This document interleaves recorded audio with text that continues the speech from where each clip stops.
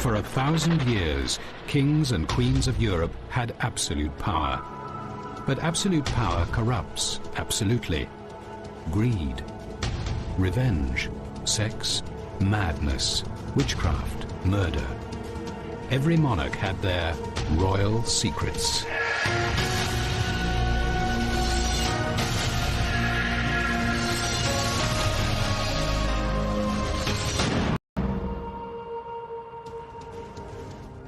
When it came to sex, all-powerful kings and queens had the pick of the kingdom for their amorous adventures.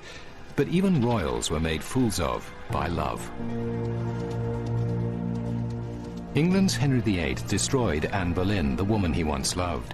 Prince George and Princess Caroline were a public tragicomedy, and French King Louis XV paid the ultimate price for his wandering eye. They were all consumed by lust.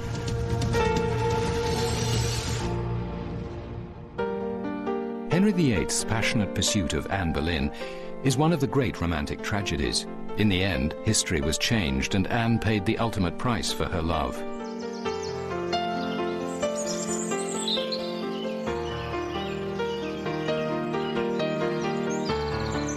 It was here, at Hever Castle in Kent, that a young woman first toyed with the king, ended up playing with fire.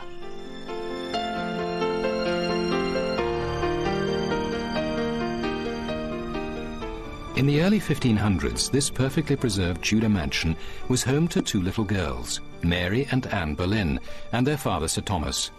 Anne was the younger, a determined girl who would grow up to be an ambitious and clever young woman. Her less disciplined older sister Mary was uninhibited and out for a good time. Sir Thomas, whose grandfather went from humble beginnings to become a wealthy Lord Mayor of London, was a social climber who wanted to move his family even further up the social ladder. He was determined to see his children enter the royal court and rub shoulders with the most powerful people in the land. Sir Thomas had big plans for the social future of his young daughters Mary and Anne. Anne was to fulfill his every dream and become Queen of England, but at a terrible price. Meanwhile, King Henry VIII was married to his first wife, Catherine of Aragon. Over the years, the Queen had 8 children, but only one, a girl, survived. Desperate for a male heir to succeed him on the throne, Henry began to take on mistresses, and one of the first was Mary Boleyn, Anne's older sister. The King of England often visited Mary at Hever Castle for his trysts.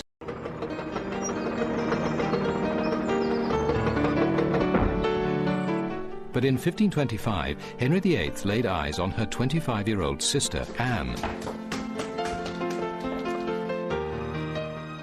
The king was smitten from the start. He fell head over heels in love with Anne.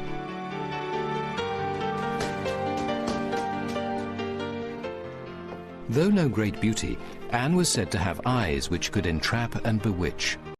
Used to having his way with women, the king moved quickly to capture Anne and count her as his latest conquest.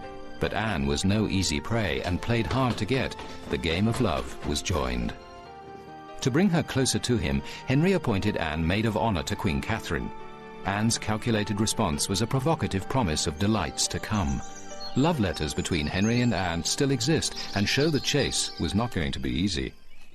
The warrant of maid of honor induces me to think that your Majesty has some regard for me, since it gives me the means of seeing you oftener and of assuring you by my lips, which I shall do at the first opportunity, that I am your Majesty's very obliged and obedient servant without any reserve.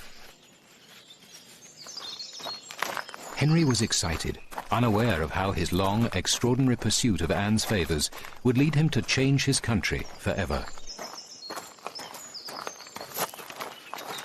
The more Anne withheld her favours, the more love-struck the king became.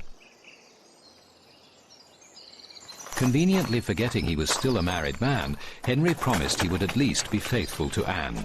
He wrote, "I beseech you now, with all my heart, to let me know your whole intention as to the love between us two.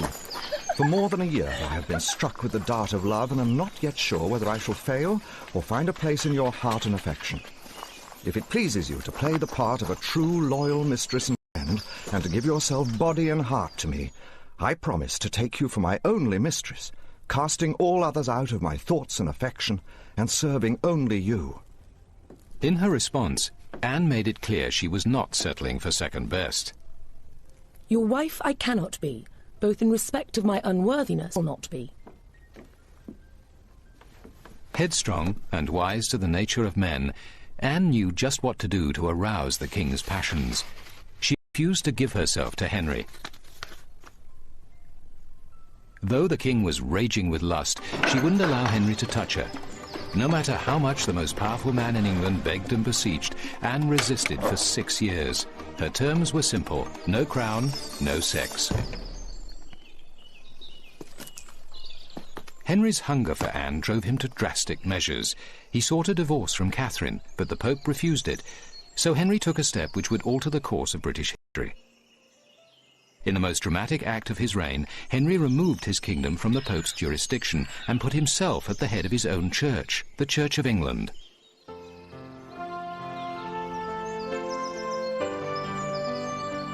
And the king's first act was to grant himself a divorce from his queen. A free man at last, Henry gained access to Anne Boleyn's bed. To satisfy his lust, Henry had moved history. Henry married Anne in January 1533, when she was already carrying the king's child. The baby was born in September, but it was a girl named Elizabeth.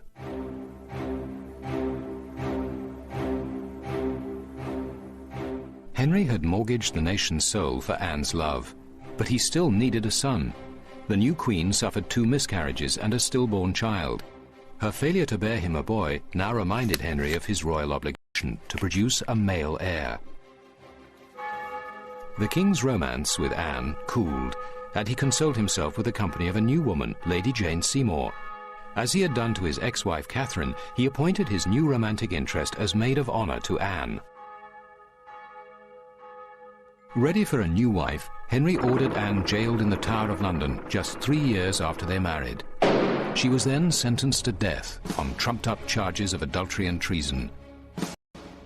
Anne Boleyn, Queen of England, remained proudly defiant to the end, as she wrote to her husband during her last days. "Let not your grace ever imagine that your poor wife will ever be brought to acknowledge a fault. Never a prince had wife more loyal in all duty and in all affection than you ever found in Anne Boleyn. I see now that the ground of my preferment lay on no surer foundation than your grace's fancy, and the least alteration was sufficient to draw that fancy to some other subject from my doleful prison in the Tower. Your most loyal and ever faithful wife, Anne." Henry granted his wife a final favor, knowing English execution. At 9 in the morning on May 19, 1536, the Frenchman severed her head with a single blow and held it up to the crowd.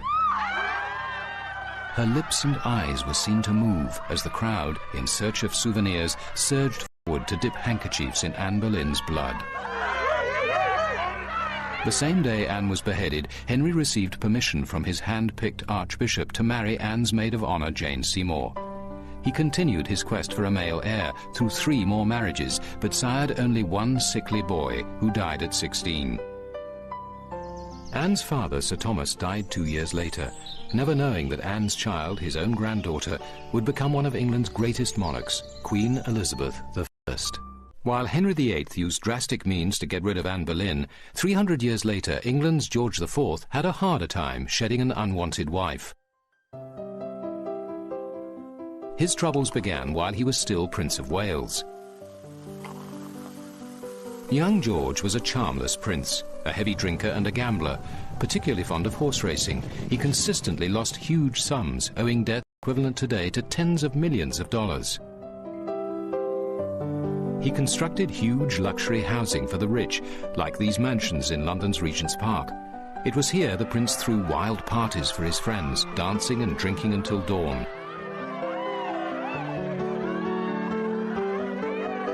George decorated the exteriors with sensual erotica, some reflecting his preference for older women. The English loathed George, his decadence and indifference to his subjects. His father, the mentally unstable King George III, tolerated his dissolute son until he finally went too far. In 1785, the king discovered his son and heir had secretly married a Mrs. Fitzherbert. Under the Constitution, British monarchs were forbidden to marry Catholics or divorcees, and Mrs. Fitzherbert was both.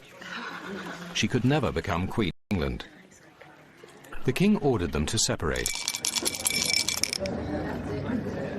But his son would only comply if his gambling debts were cleared. The nation's treasury was forced to cover the prince's huge losses.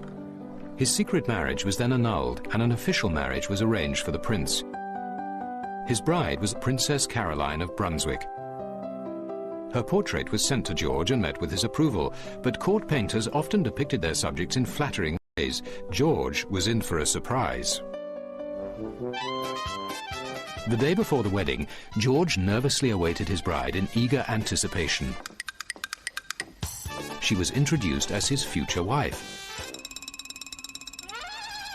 Prince George was aghast. She was short, fat, smelly, and ruddy-faced. Though no paragon of beauty himself, the prince recoiled, muttering, "Ah, I am not well. For heaven's sake, bring me a glass of brandy."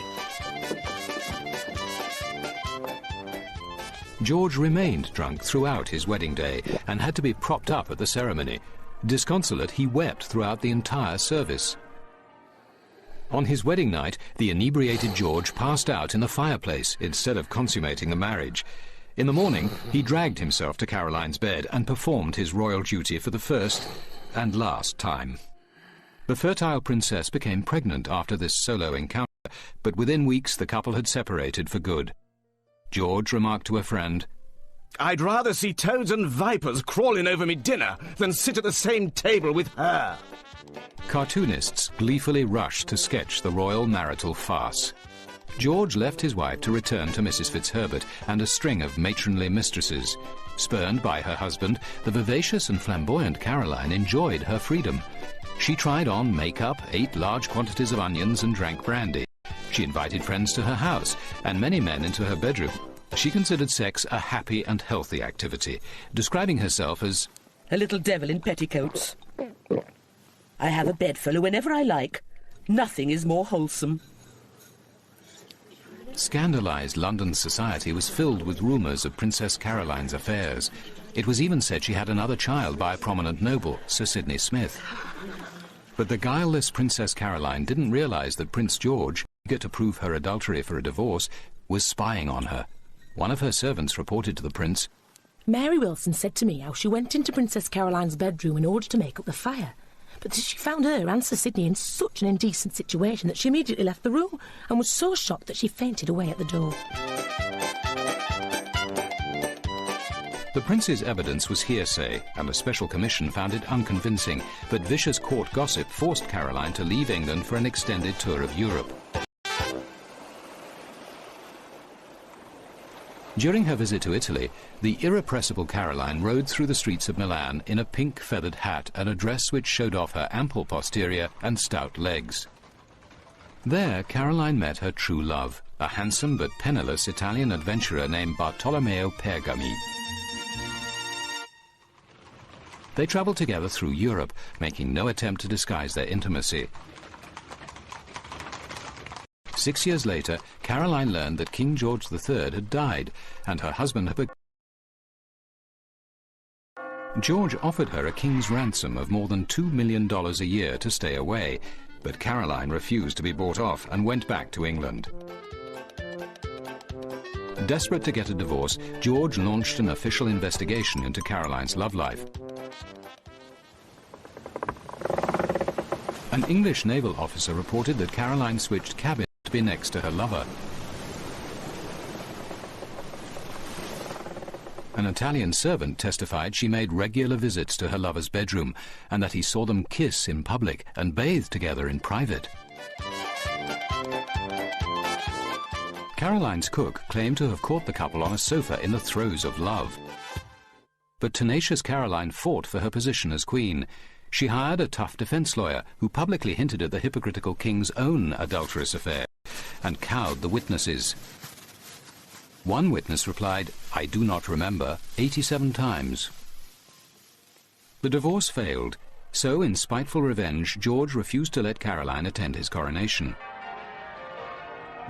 Though a sympathetic public sided with her, the humiliated Caroline lost her will to fight. A few weeks after the coronation, Princess Caroline, a king's wife but never a queen, died from a blockage of the bowel. She had become a victim of love and social hypocrisy, leaving the equally adulterous king to receive a dispensation to finally remarry his old love, Mrs. Fitzherbert.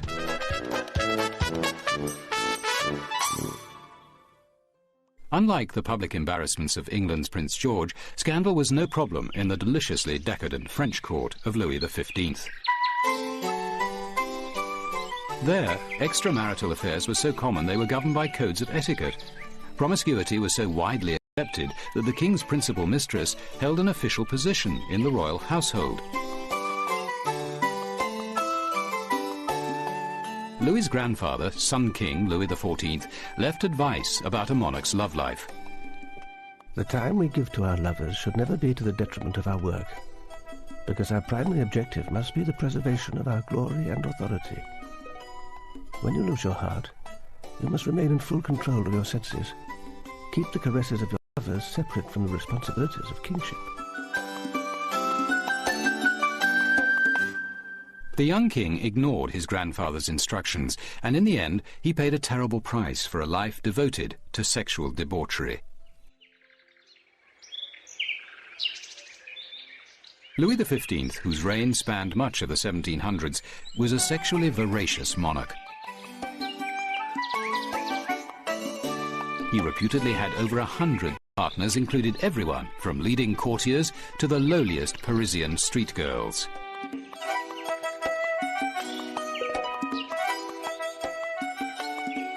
Even at state functions, Louis would spot an attractive underage girl in the crowd and order her parents to preserve her virginity for him until she matured.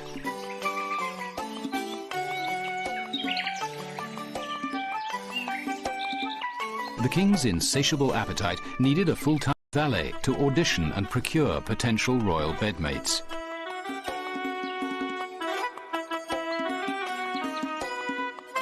The job was performed by a Monsieur Lebel, whose title was valet de chambre, the official bedchamber attendant. Louis was only 15 when he married a Polish princess. Initially faithful to his bride, he fathered a brood of 10 children in 12 years. But his wife tired of Louis's sexual demands and found any excuse to deny him her bed.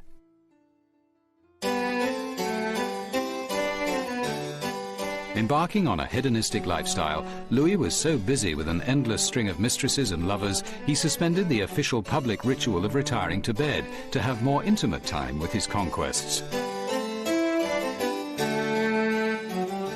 The king's first affair was with a woman in his wife's household, the Comtesse de Mailly.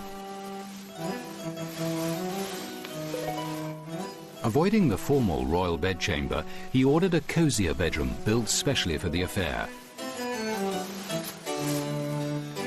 But then the Comtesse made the mistake of introducing the king to her younger sister. She was cast aside in favor of the fresh conquest, the Duchesse de Ventimille. The glittering corridors and ornate rooms of Versailles were well suited for furtive love.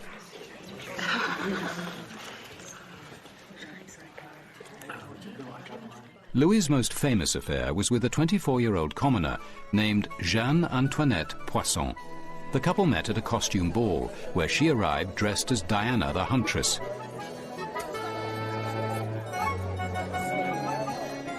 The king was not easily recognized. He and his friends came disguised as yew trees and resembled a veritable forest. Meeting Jeanne Antoinette again, a few days later, Louis was smitten and moved her into an apartment in Versailles that connected to his bedroom by a secret staircase. The King of France was so taken with her beauty, he transformed her from simple Jeanne Antoinette Poisson into the Marquise de Pompadour, a major role in formulating foreign affairs.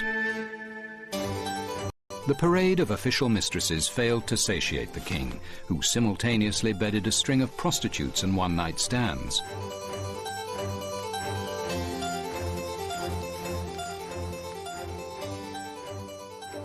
Rumours had it that Louis, accompanied by a pack of hounds, pursued laughing, naked young women through the grounds of Versailles.